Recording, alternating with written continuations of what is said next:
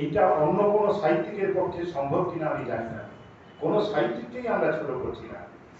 কথা প্রসঙ্গে আমরা বলি যে মানবতাবাদী নবজাগরণের প্রতিভূ কথা সাহিত্যিক শরৎচন্দ্র চট্টোপাধ্যায়, এইটা বলাটা শরৎচন্দ্র চট্টোপাধ্যায়ের ক্ষেত্রে পুরোটা বলা বলে মনে হয় না।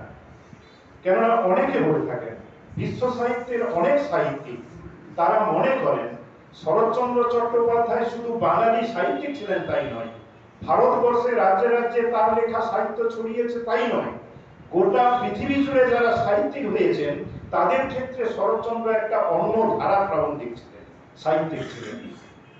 তো শরৎচন্দ্র চট্টোপাধ্যায় তিনি যে সাধারণ মানুষের কথাগুলো লিখতেন, অনেক কথা, অনেক বড় মানুষের সম্পর্কে অনেক নেগেটিভ চর্চা হয়, অনেক কথা হয়। আমরা দেখছি নেতাজি সুভাষচন্দ্র বসুকে নিয়ে হচ্ছে, অনেক বড় সাহিত্যিককে নিয়ে হয়, হচ্ছে, বড় মানুষদের নিয়ে হয়। শরৎচন্দ্র যখন মধ্যভবনে গোটা ভারতবর্ষের মানুষ শরৎচন্দ্রের সাহিত্যকে নিয়ে চর্চা করছেন, আবেগে উদ্বেলিত হচ্ছেন, মনে করছেন এই চরিত্রটা আমি নিজে, সেই সময়ে দাঁড়িয়েও ভারতবর্ষ এমনকি আমাদের পশ্চিম বাংলার বিভিন্ন সাহিত্যিক তাকে সমালোচনা করেছেন, বলেছেন শরৎচন্দ্রের সাহিত্য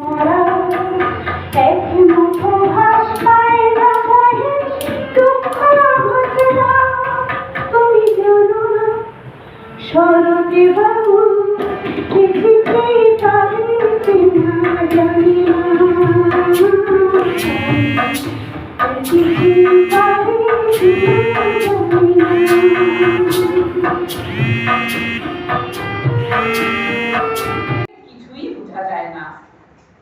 ইনি হচ্ছেন রাজ বিদ্রোহী, রাজার শত্রু।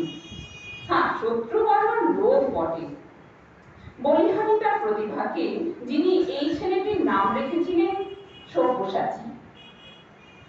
মহাভারতের মতে নাকি তার দুটোই হাত সমানে চলে, কিন্তু প্রবল প্রতাপান্বিত সরকার বাহাদুরের সুগুপ্ত ইতিহাসের মতে এই মানুষটির 10 ইন্দ্রিয়ই নাকি বাবা সমান বেগে চলে। বন্দুক পিস্তলে এর অভ্রান্ত লক্ষ্য। পদ্মা নদী সাঁতার কেটে পার হয়ে যান, বাঁধে না। সম্প্রতি অনুমান এই যে চট্টগ্রামের পথে পাহাড়টি নিয়ে তিনি বর্মা মুলুকে পদার্পণ করেছেন।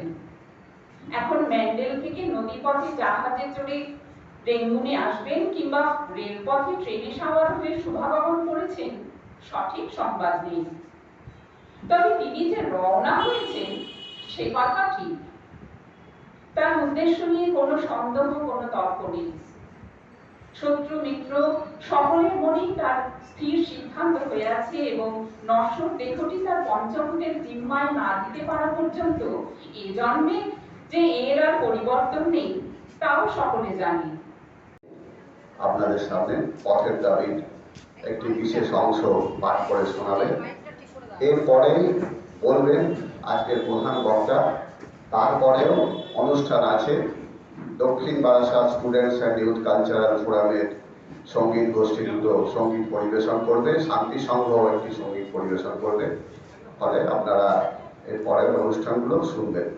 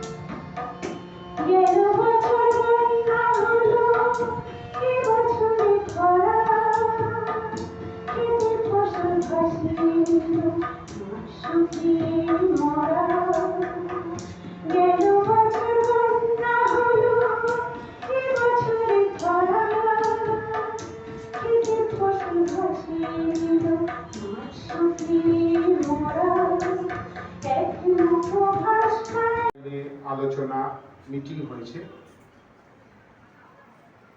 আজকের এই যে কর্মসূচি আমরা নিয়েছি, আপনারা ইতিমধ্যেই শুনেছেন, আমরা যে মূল কমিটি সারা বাংলা জুড়ে যে কমিটি গঠিত হয়েছে তারই শাখা হিসেবে তারা আবেদন করেছিলেন বিভিন্ন জেলায় জেলায় এরকম কমিটি গঠন করার জন্য। তাদের আহ্বানেই সাড়া দিয়ে আমরা বারুইপুর মহকুমার এই শাখা কমিটি আমরা গঠন করেছি। আমরা ইতিমধ্যে আপনাদের কাছে জানাতে চাই, আপনারা আজকে যখন এই কর্মসূচি থেকে যে যার জায়গায় ফিরে যাবেন, আমাদের এই দরজার বাইরে বাঁদিকে দেখতে পাবেন আমাদের এই কমিটির যে আবেদন, সেই আবেদন আছে। আপনারা প্রয়োজন হলে সেই আবেদন নিতে পারেন। শরৎচন্দ্রের ছবি আছে, সেই ছবি আমরা বিভিন্ন বাড়িতে বাড়িতে এর আগেও যখন বড় মানুষদের কোনো জন্মদিন মৃত্যুদিনকে আমরা স্মরণ করি, সেই ছবি আমরা বাড়িতে বাড়িতে নিয়ে যাই। ওই ছবি আপনারা সংগ্রহ করতে পারেন বানিয়ে রাখার জন্য। ছবিটার দাম 5 টাকা করে করা হয়েছে, ব্যাজ রাখা হয়েছে। ফলে এই ধরনের আমরা জিনিসপত্রগুলো রেখেছি এই উদ্দেশ্যে যে আপনারা ইতিমধ্যে শুনলেন এই কর্মসূচি কিন্তু দীর্ঘদিন ধরেই চলবে। একদিনের একটা কোনো কর্মসূচি আমরা নিয়ে কমিটি চায় সত্যিকারের শরৎচন্দ্রের মতন মানুষের চর্চা আজকে যেন আমরা করতে না ভুলে যাই।